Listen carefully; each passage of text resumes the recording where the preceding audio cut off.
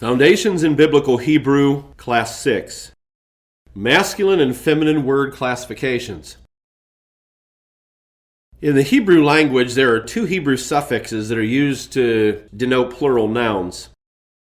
The suffix that's used is dependent on whether the noun is masculine or feminine.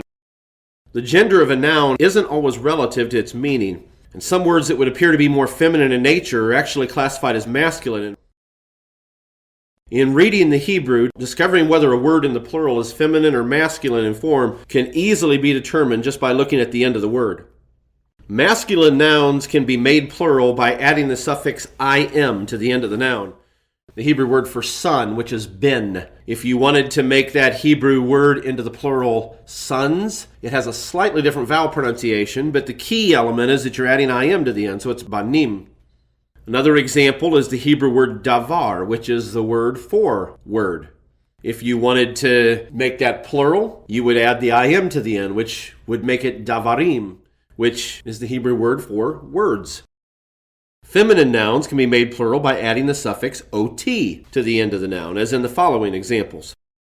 Shavua is the singular word for week, as in a 7-day week.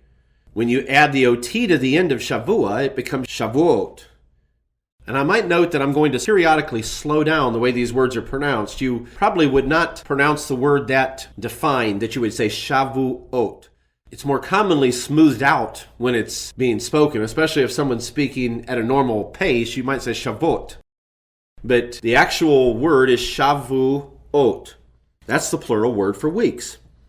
Another example is the Hebrew word for sign, which is ot, ot.